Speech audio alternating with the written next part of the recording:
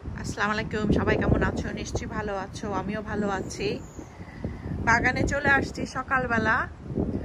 অনেকগুলি কবুতর আসছে, জানি না কোথা থেকে, গাছেই আছে কোথায় বসতে। একটু খাবার দিতে আসলাম, আমাকে দেখে আবার উড়ে চলে গেছে সব। হঠাৎ করে দেখলাম যে অনেক কবুতর বাগানে। আমার মনে হয় ওই যে পাখির খাবার দিয়েছিলাম ওইগুলি খেতে আসছে। তারও বেশি একটু খাবার দিলাম আর কি, যাতে ওরা আবার আসতে পারে, আর পানিও দিলাম। আসলে ভালো লাগে, যদিও ফুল নাই এখন, কিন্তু দিকে সবুজ গাছগুলি দেখতে ভালোই লাগে আমার। আর অনেক গাছেরই পাতা পড়ে গেছে, কিন্তু সবুজ গাছও অনেক আছে তার সাথে সাথে। আর আমার এই বাঁশ ঝাড়টা দেখো, অসম্ভব সুন্দর। আমার মনে হয় বাঁশ ঝাড় বোধহয় শীতেই ভালো হয়, একদম ফ্রেশ লাগছে দেখতে। গরমের দিনে পাতাগুলি একটু ইয়ালো হয়ে যায়, কিন্তু এখন একদম সবুজ এবং বাঁশও বের হচ্ছে মোটা মোটা হয়ে, খুবই ভালো লাগে। আর যখন বাতাস হয় জোরে জোরে, বাঁশের যে একটা শব্দ, ওইটা আমার কাছে খুব ভাল লাগে। আর এই যে আমার এই গাছটাতে কলি এসেছে, কিন্তু ফুলগুলি এখনো খোলে নাই। এইটার ফুলগুলি খুবই সুন্দর হয়, বড় বড় হয়। তো এবার এখনো খোলে নাই, হয়তো ঠান্ডা, হয়তো কদিন পরে হয়তো খুলবে, জানি না, দেখা যাক। আর লেবু গাছগুলোও আছে, ভালোই আছে মাশাআল্লাহ। একটু পানি দিয়ে দিব আজকে, অবশ্য অনেকদিন পানি দেই নাই, আজকে পানি দিয়ে দিব বেশি করে। আর তোমাদের আমার রসুন গাছগুলি দেখাচ্ছে, মাশাআল্লাহ ভালোই হচ্ছে কিন্তু রসুন গাছগুলো। কিন্তু ওই দেখো সূর্য গাছের ফাঁকে দেখা যাচ্ছে একটুখানে, জানি না রোদ হবে কিনা। অনেকই বাতাস, সব গাছ উলট পলট হয়ে যাচ্ছে। আর দেখো আমার উইন্ড চার্নগুলি শব্দ করছে। উইন্ড চার্নের শব্দ আমার খুব ভালো লাগে। খুব জোরে যেগুলি দেয় ওগুলি ভালো লাগে না, যেগুলি আস্তে আস্তে দেয় ওগুলি ভালো লাগে। স্মুথ যে মিষ্টি যেগুলি শব্দ করে এগুলি ভালো লাগে। ওই যে ভালো লাগে বাগানে সব সবুজ গাছগুলি দেখতে। এখন পাখিও আসা আরম্ভ হয়ে গেছে একটু একটু করে। এতদিন খুবই চুপচাপ ছিল, কোনো পাখিই ছিল না। আর আজকে তোমাদের সাথে খুব হেলদি একটা রেসিপি শেয়ার করব, সেটা হলো অ্যাভোকাডো। আর অ্যাভোকাডো অনেকই হেলদি একটা ফ্রুট, যেটার মধ্যে ভিটামিন আছে, মিনারেল আছে, ফাইবার আছে, এবং ফ্যাট যেটা আছে হেলদি ফ্যাট আছে আর কি। অনেক ডাক্তাররাই বলে, অনেক ম্যাগাজিনেই দেখেছি যে অ্যাভোকাডো খেলে হার্ট ডিজিজ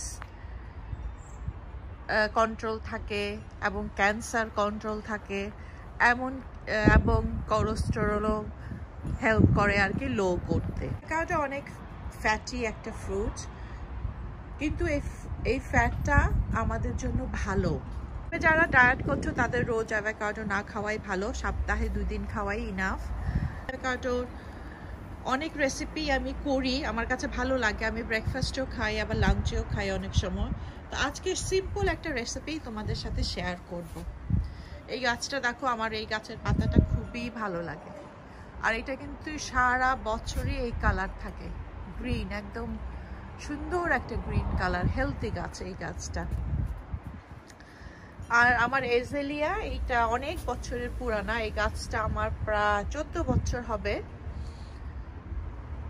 জাপানিজ এজেলিয়া যেটা, এটা গোলাপি ফুল হয় স্প্রিং এ। তো ফুল যখন হয় অবশ্যই তোমাদের সাথে ইনশাল্লাহ শেয়ার করবো। কি করতে হয় না, আমার শুধু একটু খাবার দেই আর কি। এই 14 বছর, বিশ্বাস করা যায় এতটুকু একটা গাছের বয়স। আর আমার এই গাছটা দেখো জ্যাসমিন, এইটা শীতের দিনে এই পাতাগুলো লাল হয়ে যায়, আর গরমের সময় একদম সবুজ হয়ে যায়, তখন সুন্দর ফুল আসে। আর আমার রান্নাঘরের উইন্ডোগুলি খুললে সুন্দর ফুলের গন্ধ যায়, ভালো লাগে। তেজপাতার গাছ দেখাচ্ছে, দেখো বড় বড় হয়ে গেছে। এই যে এটা হলো আমার তেজপাতার গাছ। এখান থেকে আমি তেজপাতা পারি, পেরে তেজপাতা কিন্তু কাঁচাটাও রান্নার মধ্যে দেওয়া যায়। আমি অনেক সময় বিদেশি রান্না করলে আমি কাঁচাটা দিয়ে দেই। আবার বাসায় অনেক শুকিয়ে রাখি, এইটাই আমি ইউজ করি। তেজপাতা আমি কিনি না। অবশ্য আমাদের দেশি যে তেজপাতা ওরকম গন্ধ না, কিন্তু এইটাও ভালো লাগে আমার কাছে, আর নিজের গাছের তেজপাতা বলে কথা। তো এখন ভিতরে চলে যাই, যে তোমাদের সাথে আমার অ্যাভোকাডোর একটা রেসিপি শেয়ার করছি, চলো। আর এই হলো অ্যাভোকাডো, যেগুলিতে ভিটামিন আছে, মিনারেল আছে এবং ফাইবার আছে, আর হেলথি ফ্যাট আছে। যে ফ্যাটটা আমাদের শরীরের জন্য ভালো, সেই ফ্যাটটা আছে। আমার হার্টের জন্য ভালো, কোলেস্টেরলের জন্য ভালো অ্যাভোকাডো। আর এখানে কিছু ইনফরমেশন অ্যাড করে দিলাম অ্যাভোকাডো কি কি বেনিফিট আমাদের শরীরের জন্য, আর অ্যাভোকাডোগুলি কিভাবে কেটে রাখা যায়, কতক্ষণ রাখা যায়, ওই ইনফরমেশনগুলি যেগুলি কাজে দেয় আর কি। জেনে রাখা তো সব কিছুই ভালো, তো আশা করি তোমাদের এই ইনফরমেশনগুলি কাজে দিবে আর কি। যারা ডায়েট করছো তাদের একটু কম খাওয়াই ভালো, কারণ যেহেতু একটা ফ্যাট আছে। তো যে কোনো জিনিস আমার মনে হয় যে রোজ না খাওয়াই ভালো আর কি, যত ভালো জিনিসই হোক। আর আমি অ্যাভোকাডো সবসময় কাঁচাগুলি কিনি, যে এরকমভাবে যেগুলি পাওয়া যায় প্যাকে, এগুলি কিনে আমি বাসায় পাকাই আর কি। তো কাঁচাটা তো সবুজ থাকে এরকম, আর কাঁচা অ্যাভোকাডো খাওয়া উচিত না, এতেও টেস্ট হবে না আর কি। আর পেকে গেলে অ্যাভোকাডোর কালারটা এরকম ডার্ক কালার একটা হয়ে যায়। এটা অনেকই পাকা, ধরলে একেবারে চামড়াটা একদম নরম বোঝা যাচ্ছে, আর এগুলি অনেকই শক্ত। আর অ্যাভোকাডো কিন্তু অনেক ভ্যারাইটি আছে, অনেক রকম ভ্যারাইটি আছে। কোনো অ্যাভোকাডো আছে খেতে কিন্তু একদম মজা না, পাকলেও মজা লাগে না, আবার অনেকগুলি আছে খুবই মজা লাগে। এমনি যদি খাও কোনো টেস্ট লাগে না। অ্যাভোকাডোর সাথে কিছু মিক্সড করতে হবে অবভিয়াসলি, সালাদ হিসাবে খেতে পারো, ভিনিগার, সল্ট, পেপার এগুলি দিয়ে খেতে হয় আর কি, তাহলে ভালো লাগে আর কি। তো আমি অ্যাভোকাডো দিয়ে একটা রান্না করব, যেটা আমি ব্রেকফাস্টে করি মাঝে মাঝে। আসলে আমি অনেক রেসিপি করি অ্যাভোকাডো দিয়ে, কিন্তু আজকে তোমাদের সাথে শেয়ার করব আমি ডিম পোচ করি অ্যাভোকাডোর ভিতর দিয়ে, ওইটাই তোমাদের সাথে শেয়ার করব। তো চলো এটা করি। তো আমি অ্যাভোকাডো ধুয়ে নিয়েছি, ধুয়ে এখন আমি কেটে নিব, 2 টুকরা করে নিব, মুখটা আগে কেটে নিব এরকমভাবে। আর যেহেতু অ্যাভোকাডোর ভিতরে আমরা সবাই জানি একটা বড় একটা বিচি থাকে, তো সেজন্য বিচিটা লাগিয়ে চারিদিকে আমি এরকমভাবে কেটে নিব অ্যাভোকাডোটা। এই যে বেশি কষ্ট করতে হয় না, পাকা হইলে কিন্তু অ্যাভোকাডো এমনি কেটে যায়। এই যে খুলে আসছে দেখো। এখন এই বিচিটাকে বের করতে হবে, আর বিচিটা বের করা খুবই ইজি, জাস্ট নরম হলে খুবই ইজি। এরকমভাবে বিচিটা চলে আসে এরকমভাবে। অ্যাভোকাডোর হোলটা আমি একটু বড় করে নিব মধ্যে, এরকম একটা যে কোনো একটা জিনিস দিয়ে, চামচ দিয়ে এরকমভাবে আমি উঠিয়ে নিয়ে আসবো এরকম। জাস্ট এটা আমি পরে ফেলবো না, আমি ইউজ করবো এটা পরে। এরকমভাবে এটাকে আমি এই যে বড় করে নিলাম।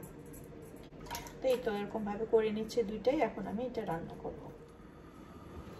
তো ফ্রাইং প্যান দিয়ে দিলাম এখানে একটা, ফ্রাইং প্যানে অল্প একটু তেল দিচ্ছি আমি, জাস্ট কয়েক ফোঁটা তেল, দুইটাই দিয়ে দিলাম এখানে। আগুনটা মিডিয়াম হিটে দিলেই ভালো হয়।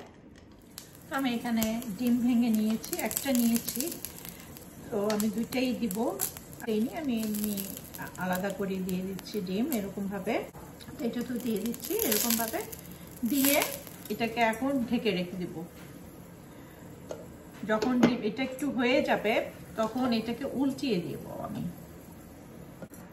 ডিমগুলো 5 মিনিট হয়ে গেছে, এখন এটাকে আমি উল্টিয়ে দিব। আর এরকমভাবে কিন্তু তোমরা ওভেনেও করতে পারো, যেহেতু আমি কুকারেই দেখাচ্ছি, কিন্তু ওভেনেও কিন্তু করা যায় ঠিক সেম ভাবেই আর কি। তো এই ডিমগুলিকে আমি এখন আস্তে আস্তে একটু উল্টিয়ে দিব। কুসুম দেখো উপরে কিন্তু হয়ে গেছে, যেহেতু এটার ভিতরে পানি ছিল আর স্মোকে কিন্তু ডিমের উপরটা হয়ে গেছে। তো এখন আমি এটাকে উল্টিয়ে দিচ্ছি, এই দেখো নিচটা কিন্তু একদম পোড়া পোড়া হয়ে গেছে।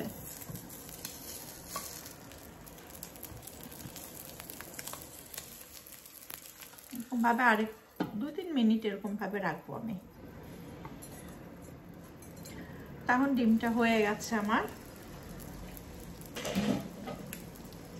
আমি এটাকে উঠিয়ে ফেলবো একটা বাটিতে। বাটিতে উঠিয়ে তারপরে দেখাচ্ছি।